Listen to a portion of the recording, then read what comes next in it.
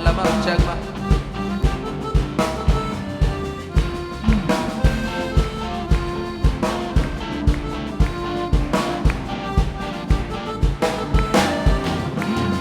தகப்பனே தந்தையே தலை நிமிர செய்பவர் நீரே.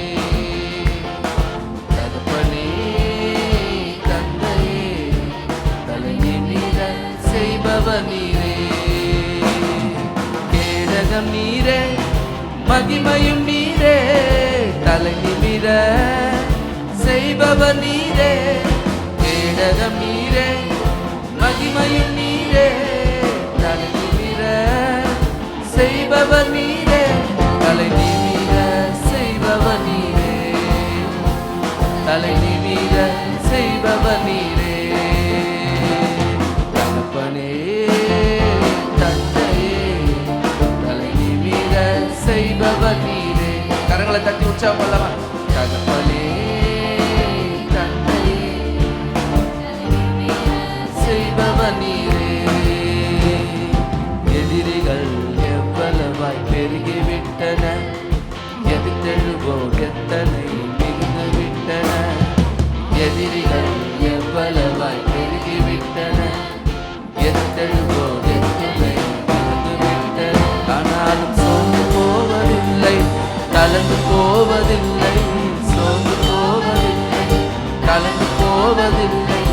தகப்பனின் தாங்குகிறே, என்னை கல்லாட விடமாட்டே.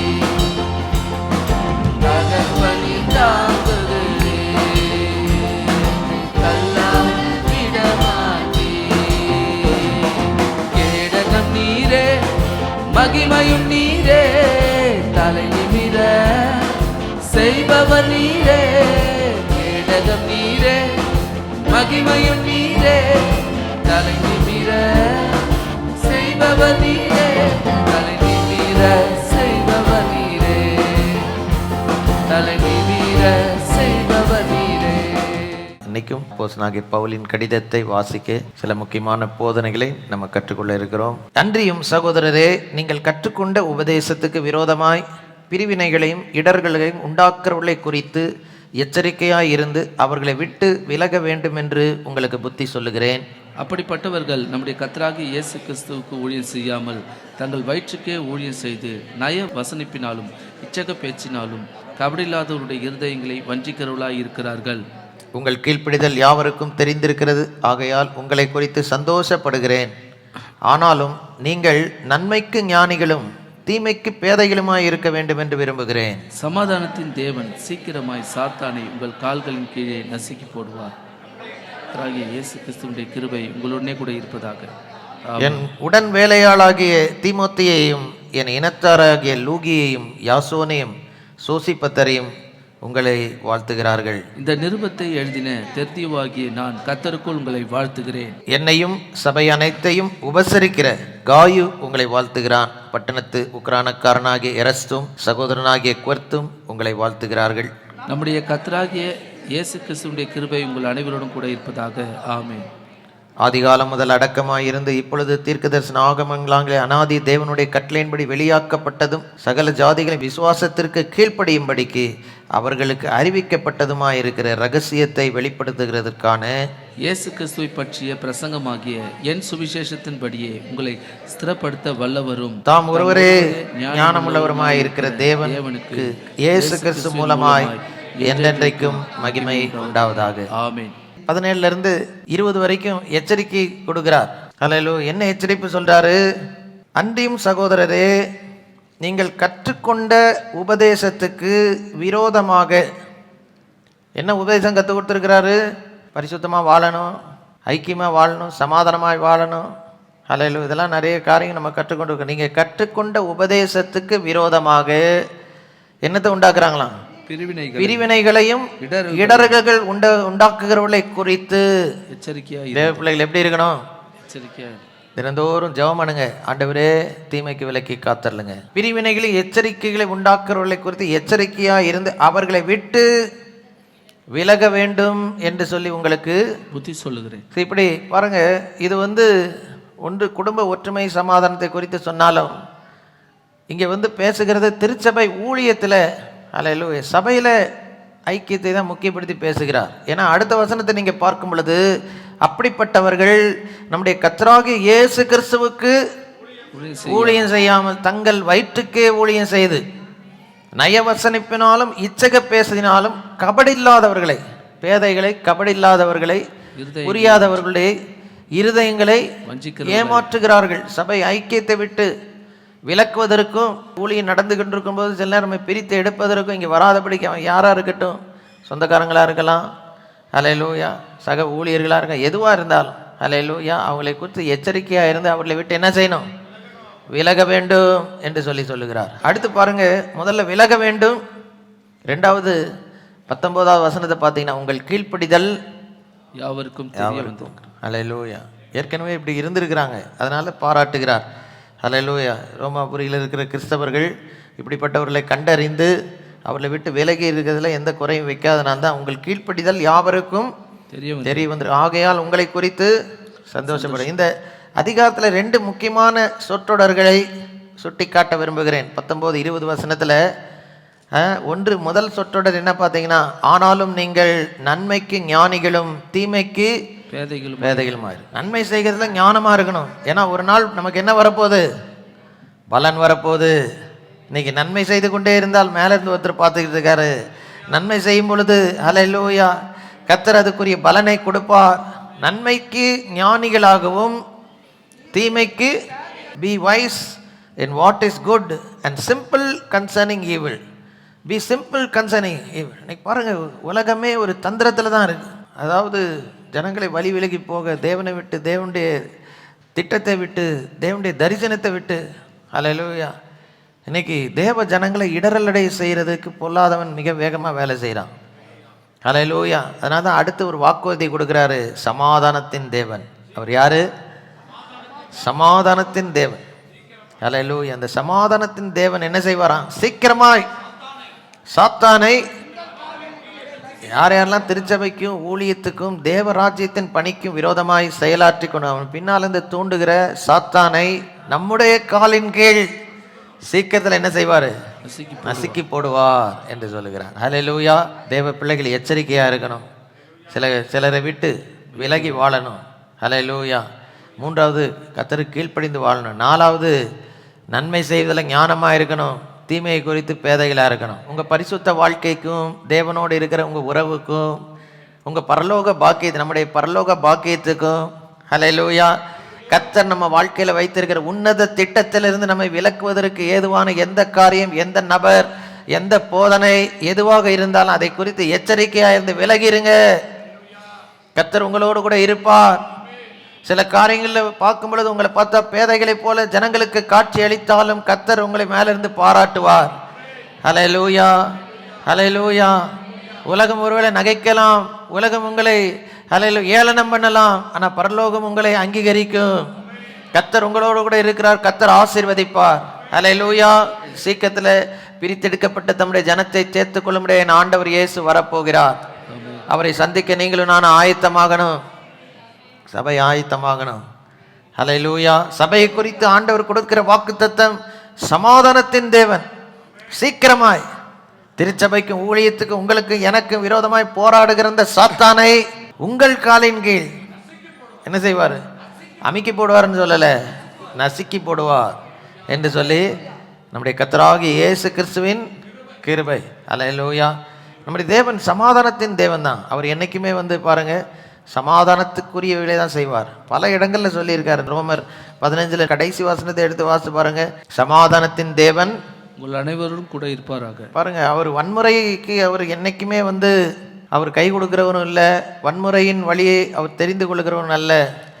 ஆனால் அன்னைக்கு அவர் வன்முறையின் பாதையை எடுக்க வேண்டிய வலுக்கட்டாயத்துக்குள் மனுக்குலம் அவரை தள்ளினது. ஏன்னா அன்னைக்கு பாருங்க, அவர் தன்னை பிடிக்க வந்தவர்களையும் போய் அன்பாய் கொடுத்து, இதான் இருக்கிற பிடிச்சிட்டு போங்க, என்ன தானே தேடுறீங்க, என்ன பிடிச்சிக்கோங்க, இவங்களெல்லாம் விட்டுருங்க, இவங்கெல்லாம் என்ன செய்தார்கள், இவங்க போகட்டும் அப்படின்னு கூட இருந்த சீசர்களையும் தப்பு வித்த அல்லேலூயா, உண்மையிலே சமாதான பிரபு. அல்லேலூயா, அல்லேலூயா. ஆனால் சிலுவை மரணம் என்று சொல்லும் பொழுது மிகப்பெரிய வன்முறை, மிகப்பெரிய போராட்டம். அல்லேலூயா. மிகப்பெரிய ஒரு அது என்ன சொல்றது, கொலை குற்றம். அதுக்கு தன்னை ஒப்பு கொடுத்தார். ஏனென்றால் அந்த யுத்தத்தை ஜெயிக்கணும்னா அந்த வன்முறையை தான் தாங்கி கொண்டால் மாத்திரம்தான் முடியும்னு சொல்லி தாங்கி ஜெயித்து சாத்தானை காலின் கீழ் போட்டு அவர் மிதித்தார். சாத்தானுடைய தலையை நசுக்கினார். அவர் நசுக்கினதுனால நீங்களும் நானும் நசுக்குவதற்குரிய அல்லேலூயா வழியை கற்றுக் கொடுக்கிறார். லூக்கா 10வது அதிகாரம் 19வது வசனம், சர்ப்பங்களின் தேள்களையும் மிதிக்க சத்துருவின் சகல வல்லமைகளையும் மேற்கொள்ள ஒன்று உங்களை சேதப்படுத்தாது. God's people, we are a peaceful people. பிசாசுன்னு வரும்போது வன்முறை ஜபத்தில் அல்லேலூயா பரிசுத்த வாழ்க்கையில் நம்முடைய நோக்கம், நம்முடைய திட்டம் அவனுடைய தலையை நசுக்கணும். தேவன் செய்யாத ஒன்றை நம்ம செய்ய சொல்ல மாட்டார். 1 யோவான் 3:8 சொல்லப்பட்டிருக்கு, பிசாசின் கிரியைகளை அழிக்கும்படிக்கே தேவகுமாரன் இந்த உலகத்தில் வெளிப்பட்டார். அல்லேலூயா. ஆதியாகமம் 3:15 முதல் மனுஷன் பாவம் செய்த பொழுது ஆண்டவர் கொடுத்த வாக்குறுதி, அவர் உன் தலையை நசுக்குவார், நீ அவர் குதிகாலை நசுக்குவார். அப்படி நடந்தது. பொல்லாத பிசாசானவன் இயேசுவின் கைகள் கால்களில் ஆணியை அடிப்பதுக்கு ஜனங்களை தூண்டி ரத்தம் அடியபடி தொங்க விட்டு அவர் மரணத்தை ருசி பார்த்தார். ஆனால் அன்னைக்கு அல்லேலூயா இயேசுவின் கைகள் கால்கள் குத்தப்பட்டது, ஆனால் பிசாசின் தலை நசுக்கப்பட்டது. இன்னைக்கும் பல போராட்டங்கள் பாடுகள் மத்தியில் ஜெயிக்கிறவர்களாக உங்களை என்னையும் நிறுத்துகிறார். ஜெயம் எப்படி வரும்? அவனுடைய சூழ்ச்சி நம்ம லைஃப்பில் இன்றைக்கு நசுக்கப்படணும். இது வரைக்கும் பல காரியங்களில் அல்லேலூயா அல்லேலூயா நம்ம சில நேரம் தவறி போயிருக்கலாம். ஒருவேளை அவன் மேற்கொண்டது போல இருக்கலாம், அவன் தூண்டுதலுக்கு. அல்லேலூயா. நீங்கள் இங்கே பார்க்கும் பொழுது, அன்றியும் சகோதரரே, நீங்கள் கற்றுக்கொண்ட உபதேசத்துக்கு விரோதமாக பிரிவினைகளையும் இடர்களையும் உண்டாக்குறவர்களை குறித்து எச்சரிக்கையாக இருந்து சில நேரம் விட்டு விலகலைனா அல்லேலூயா சில நேரம் நம்ம தப்பு பண்ணுவதற்கு வாய்ப்புகள் அதிகமாக இருக்கிறது. அல்லேலூயா. ஆனால் அன்னைக்கு கவனமாக இருந்து நம்மை பரிசுத்தமாய் காத்து கொண்டால் அல்லேலூயா பொல்லாதவன் மேற்கொள்ளப்படுவான், ஜெயிக்கப்படுவான், வெளியேற்றப்படுவான். அல்லேலூயா அல்லேலூயா. 1 கொரிந்தியர் 2வது அதிகாரம் 14வது வசனத்தில், கிறிஸ்து இயேசுக்குள்ளா எப்பொழுதும் எங்களை வெற்றி சிறக்க பண்ணி எல்லா இடங்களிலேயும் எங்களை கொண்டு அவரை அறிகிற அறிவின் வாசனை. இன்னைக்கு பிசாசை ஜெயித்து வாழ்கிற, அவனுடைய சூழ்ச்சிகளை ஜெயித்து வாழ்கிற, அவனுடைய சோதனைகளை ஜெயித்து வாழ்கிற ஒரு கூட்டமாக கர்த்தர் நம்முடைய சபையும் நம்மையும், சபைன்னு சொல்லும்போது மூலமா சிலருக்கு எல்லாம் கும்பலோடு சேர்ந்து நாங்களும் ஜெயிச்சிட்டோம் அப்படின்னு சொல்லணும்னு ரொம்ப ஆசை. ஆனால் தனிப்பட்ட வாழ்க்கையில் தான் ஜெயம் வரணும். அல்லேலூயா. எப்பொழுதுமே ஜெயம் என்று சொல்லும் பொழுது டைரக்ட் கன்ஃபரன்டேஷன் ஒவ்வொரு மனிதனுக்கும் அவனோடு இருக்கிறது. அல்லேலூயா. It's every man for himself. அன்னைக்கு பாருங்கள், திருச்சபையை சேர்க்க வந்தாலும் அல்லது நம்ம எல்லாரும் கிறிஸ்துவின் நியாயத்தின் முன்பாக தனித்தனியாக நிற்க போகிறோம். அவனவன் செய்த நன்மைக்காகலும் தீமைக்காகலும் ஏற்ற பலன் அவரோடு கூட வரப்போகிறது. ஸோ இப்படிப்பட்ட நிலைமையில் இருக்கும்போது ஒவ்வொருவரும் தனித்தனியாக ஆண்டவரிடத்தில் கணக்கு ஒப்புவிக்கணும். ஒவ்வொருவரும் தனித்தனியாய் பிசாசனை என்ன செய்யணும்? மேற்கொள்ளணும், நசுக்கணும். அல்லேலூயா அல்லேலூயா. பழைய ஏற்பாட்டு காலத்தில் பாருங்கள், சில நேரம் ஜெயங்கொண்ட பின்பு அந்த தோற்கடிக்கப்பட்ட சத்துருக்களுடைய தலையின் மேலே காலை வச்சு அல்லேலூயா ஜெயத்தை தெரிவிப்பார்களாம். யோசுவா 10வது அதிகாரத்தில் இஸ்ரவேல் ஜனங்களுக்கு விரோதமாக எழும்பின அந்த 5 விதமான ராஜாக்களை மேற்கொண்ட பின்பு 10:24 நீங்கள் பாருங்கள், அந்த ராஜாக்கள் சிறைப்பிடித்த ராஜாக்களை யோசுவாவின் இடத்துல கொண்டு வந்த போது யோசுவா இஸ்ரவேல் மனுஷரை எல்லாம் அழைப்பித்து தன்னோட வந்த யுத்த மனுஷரின் அதிபதிகளை நோக்கி, நீங்கள் கிட்ட வந்து உங்கள் கால்களை இந்த ராஜாக்களுடைய கழுத்துகளின் மேல் வையுங்கள். அது எதை காட்டுகிறது? அவனுடைய ஆளுகை அதாவது அடக்கப்பட்டு விட்டது. இன்னைக்கு பிசாசின் ஆளுகை அடக்கப்பட வேண்டும் என்றால் மிக முக்கியமாக நம்ம ஒன்று செய்யணும். அல்லேலூயா. 19வது வசனத்தில், உங்கள் கீழ்ப்படிதல்.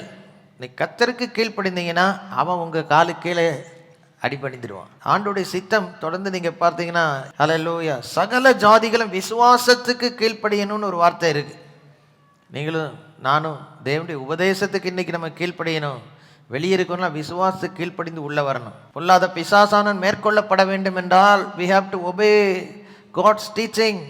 முதல்ல சுவிசேஷம் பிரசங்கிக்கப்பட்ட நற்செய்தி பிரசங்கிக்கப்பட்டது கேட்டு உள்ளே வந்துட்டோம். இங்கே உள்ளே வந்த பிறகு இப்படி வாழணும்னு சொல்லி ஆண்டவர் நமக்கு கற்றுக் கொடுக்கும் பொழுது ஜெபித்து அந்த நற்குணங்களை வாழ்க்கையில் வளர்த்து அவனுடைய தலையை நீங்களும் நானும் நசுக்கிறவர்களாய் மாறணும்.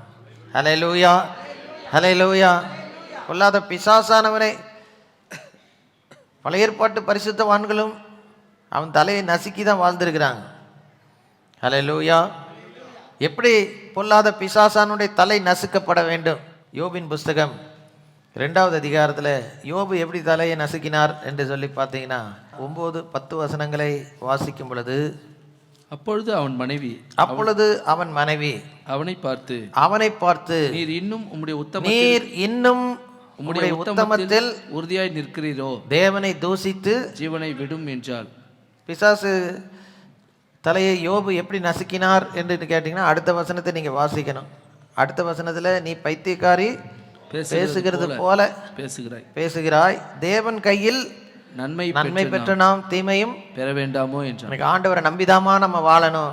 மனைவியின் தூண்டுதலுக்கு வாழ்க்கையில இடம் கொடுக்காம, பாவம் செய்ய வைக்கக்கூடிய ஒரு பேச்சு வரும் பொழுது அதற்கு நம்ம வாழ்க்கையில இடம் கொடுக்காமல் விலகி, இன்னைக்கு நல்ல குடும்ப ஒற்றுமைக்கு விரோதமாய் வருகிற தூண்டுதல், அதில் நம்ம கொஞ்சம் எச்சரிக்கையாக இருந்து கொஞ்சம் அமைதி காத்து, ஹல்லேலூயா, இன்னைக்கு அவன் தலையை இன்னைக்கு நசுக்கியே ஆகணும். நம்ம ஆண்டவர் யோபை பற்றி சாட்சி கடைசியில் கொடுக்குறார் பாருங்க. யோபின் புஸ்தகம் முடிவு அதிகாரத்தில் பார்க்கும்போது யோபு 42வது அதிகாரத்தில் குறித்து யோபின் நண்பர்களிடத்தில் பேசுகிறார். 7வது வசனம் 42:7 பார்க்கும்போது, உன்மேலும் உன் 2 சிநேகிதர் மேலும் எனக்கு கோபம் மூழுகிறது, என் தாசனாகிய யோபு பேசினது போல நீங்கள் என்னை குறித்து நிதானமாய் பேசவில்லை. யோபு பாருங்க 3வது அதிகாரத்தில் பல காரியங்கள் தேவனை பற்றி, இவரா நிதானமாக பேசினாரு அப்படின்னு நான் நிறைய நேரம் யோசித்தது உண்டு. யோபு எப்போ தேவனை பற்றி நிதானமாய் பேசினார்னா தன் மனைவியிடத்தில் நிதானமாய் பேசினார். ஹல்லேலூயா. எத்தனை பேருக்கு நான் சொல்றது புரியுது? ஹல்லேலூயா. நண்பர்களிடத்தில் எப்படி காரச்சாரமாக பேசினாலும், அவர் என்ன இருக்கிறாரு, என் கூட இருக்கிறாரா, அவர் வாரி கொண்டு போகிறாரு, நான் பேசுகிறேன் பதில் சொல்ல மாட்டேங்கிறாரு, இப்படி முறையிடுகிற பேச்சை போல இருந்தாலும், தேவனை தூசித்து ஜீவனை விடு என்று சொன்ன மனைவியை பார்த்து தேவனிடத்திலேருந்து நன்மையை பெற்ற நாம் அவரிடத்துலேருந்து அதை தான் குறிப்பிட்டு ஆண்டவர் சொல்றார், நிதானமாய் பேசினான். அன்பான தேவனுடைய பிள்ளைகளே, maintain your quality. Hallelujah. Your children of God. நீங்களும் நானும் தேவனுடைய பிள்ளைகள். ஹல்லேலூயா. அவன் தூண்ட தான் பார்ப்பான், உங்களையும் தூண்ட பார்ப்பான், என்னையும் தூண்ட பார்ப்பான். கவனமாக இருந்து பரிசுத்தத்தை காத்து நம்ம எல்லாரும் ஒரு நாள் இயேசு வரும் பொழுது கர்த்தருடைய ராஜ்யத்துக்கு நம்ம எல்லாரும் ஒன்றா அதில் ஒரே கோச்சில் போகணும். ஒரு பயங்கரமான பிரயாணத்துக்கு போகிறோம். ஹல்லேலூயா. நிறைய பேருக்கு சுற்றி பார்க்கணுன்னு ஆசை, பரலோகத்தை இங்கே பார்க்கணுங்க. எங்கே போய் ஊட்டி கொடைக்கானல் இதெல்லாம் சுற்றி வர்றது நல்லது. ஹல்லேலூயா. எங்கே வேணால் போங்க, ஆனால் பரலோகம் போகிறத விட்டுறாதீங்க. காலாகாலமாக நித்தியமாக சுற்றி பார்த்தா கூட அங்கே ஃபுல்லாக பார்க்க முடியாது. ஹல்லேலூயா. அது பிசாசுக்கு நல்லா தெரியும்னா அங்கே வாழ்ந்தவன், அவன் வெளியே தள்ளப்பட்டான் பாருங்க. அதனால் நீங்களும் நானும் அங்கே போகக்கூடாதுன்றதுக்காக தான் இந்த சேஷ்டை பண்ணிக்கிட்டு இருக்கான். அவனை மேற்கொண்டு நம்ம ஆண்டவர் அவனை தலையை நசுக்கி நம்ம அங்கே வர்றதுக்கு வழியை உண்டாக்கிட்டாரு. நீங்களும் நானும் அங்கே போகணுன்னா அவன் தலையை நசுக்கிட்டு தான் அங்கே போக முடியும். ஹல்லேலூயா. ஹல்லேலூயா.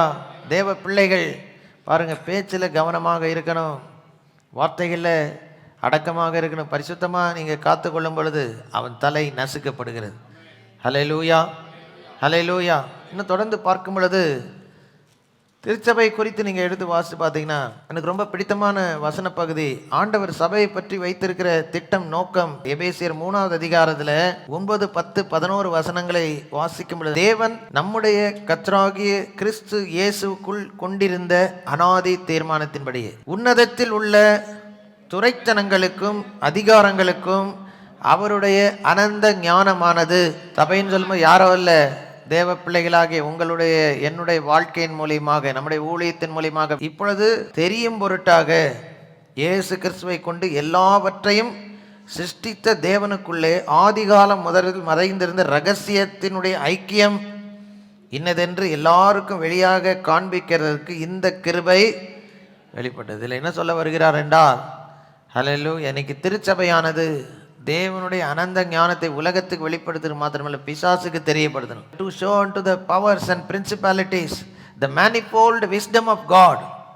இன்னைக்கு பிசாசானவனுக்கு ஆண்டோடைய ஞானத்தை புரிந்து கொள்ளவில்லை. ஒருவேளை அவன் போய் மன்னிப்பு கேட்டிருந்தா ஆண்டவர் மன்னிச்சிருப்பான் தான் நான் நினைக்கிறேன். ஆனால் அதுக்கு இடமே கொடுக்கலையே.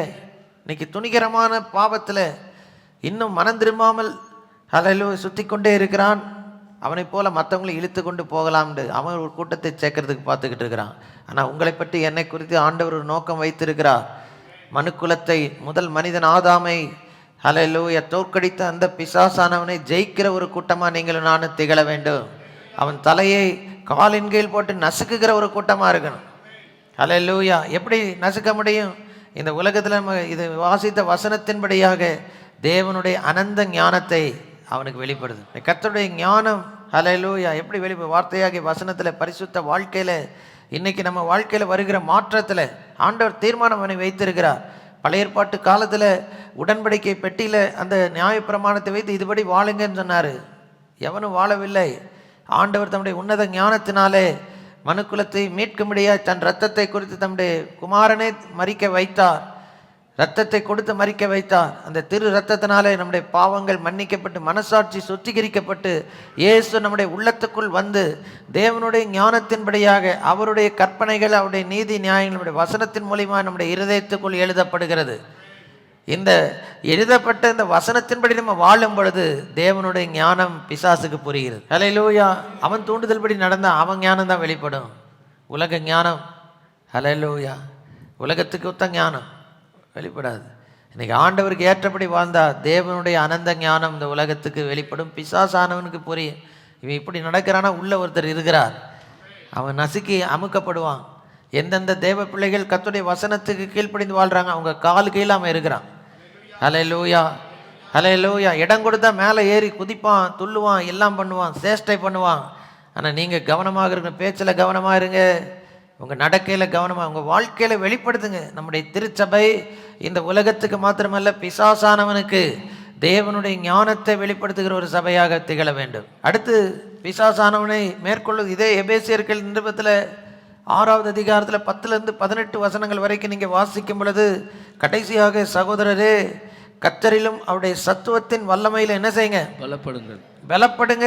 நீங்கள் பிசாசின் தந்திரங்களோடு எதிர்த்து நிற்க திராணி உள்ளவர்களாயும் இருக்கும்படிக்கு தேவனுடைய சர்வாயுத வர்க்கத்தையும் தரித்துக் கொள்ளுங்கள். ஏனெனில் மாம்சத்தோடும் இரத்தத்தோடும் அல்ல, துரைத்தனங்களோடும் அதிகாரங்களோடும் இப்பிரபஞ்சத்தின் அந்தகார லோகாதிபதிகளோடும் வானமண்டலத்தில் உள்ள பொல்லாத ஆவிகளின் சேனைகளோடும் நமக்கு போராட்டம் உண்டு. அல்ல, தீங்கு நாளிலே நீங்கள் அவர்களை எதிர்க்கவும் சகலத்தையும் செய்து முடித்தவர்களாய் நிற்கவும் திராணி உள்ளவர்களாய். அதுக்கப்புறம் சொல்றது பாருங்க, தேவனுடைய சர்வாயுத வர்க்கத்தை தரித்துக் கொள்ளுங்கன்னு சொல்லும்போது அது ஒரு பரிசுத்த வாழ்க்கை.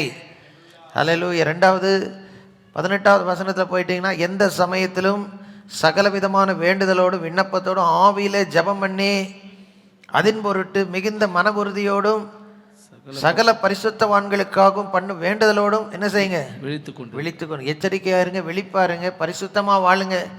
நாம் பரிசுத்தமாய் வாழும் பொழுது ஊக்கமாக சேர்ந்து ஜெபிக்கும் பொழுது அவனுடைய தந்திர ஆலோசனைகள் மேற்கொள்ளப்படுகிறது. ஹல்லேலூயா ஹல்லேலூயா. இன்னைக்கு நல்ல ஒரு ஜெபிக்கிற ஒரு சபையாக நம்ம சபை மாறும் பொழுது சாத்தான் கீழே நசுக்கப்படுவோம். எந்த ஒரு காரியத்துக்கு முன்பாக நீங்கள் ஜெபம் பண்ணும்போது அவனை கட்டுகிறீர்கள். ஹல்லேலூயா. அதிகாலையில் எழுந்திரிச்சு முழங்காலில் நின்னீங்கன்னா அவனை கட்டிடுவீங்க. அன்னைக்கு உங்கள் லைஃப்பில் அவன் என்ன செய்ய முடியாது. ஆகையால் நீங்கள் காலையில் எழுந்திரிச்ச உடனே கொஞ்ச நேரம் ஒரு அமைதியாக ஆண்டவருடைய சந்நிதியில் உட்காருங்க.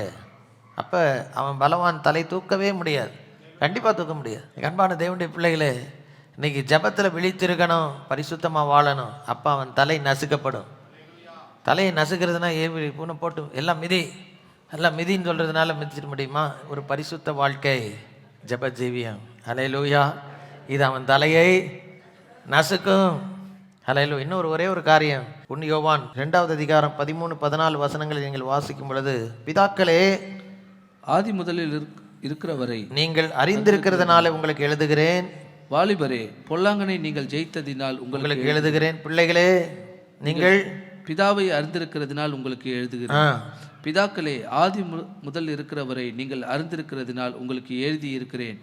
வாலிபரே நீங்கள் பலவான்களாய் இருக்கிறதினாலும் தேவ வசனம் உங்களில் நிலைத்திருக்கிறதினாலும் நீங்கள் பொல்லாங்கனை ஜெயித்ததினாலும் உங்களுக்கு எழுதி இருக்கிறேன். இன்னைக்கு பாருங்க, பொல்லாங்கனை மேற்கொள்ள தேவனை இன்னும் அறிந்து கொள்ள வேண்டும். தேவனோடு நீங்க நேரம் செலவிட்டாதான் அவனை நசுக்க முடியும். தேவனை அதிகமாக அறிந்து கொள்ளுங்க.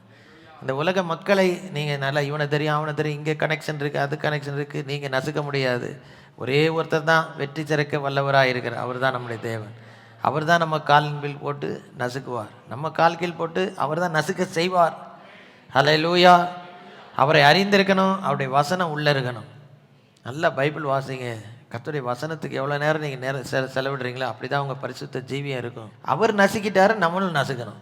அவ்வளோ நல்ல தேவன். எப்போ நான் நசுக்கிட்டேன், நீ அடுத்து நீ நசுக்கணும் அப்படின்னு சொல்லி அதில் நமக்கு அந்த பாக்கியத்தை கொடுக்குறாரு. பரிசுத்தமாக வெற்றியாக வாழ கர்த்தர் உதவி செய்வார். ஹல்லேலூயா.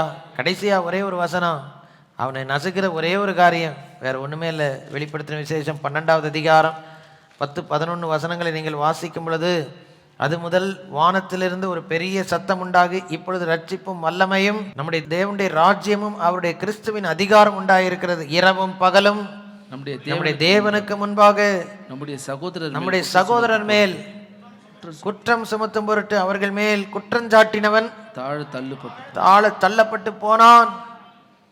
மரணம் நேரிடுகிறதா இருந்தாலும் அதற்கு தப்பும்படி தங்கள் ஜீவனையும் பாராமல் ஆட்டுக்குட்டியானுடைய இரத்தத்தினாலும் தங்கள் சாட்சியின் வசனத்தினாலும் அவனை ஜெயித்தார்கள். அல்லேலூயா. உங்களுக்கு எனக்கு விரோதமாக, குடும்பத்தின் சமாதானத்துக்கு ஆசீர்வாதத்துக்கு விரோதமாக செயல்படுகிற எல்லா அசுத்தாவிகளையும் மேற்கொண்டு வாழ்கிறது தான் பேசிக்கிட்டு இருக்கு.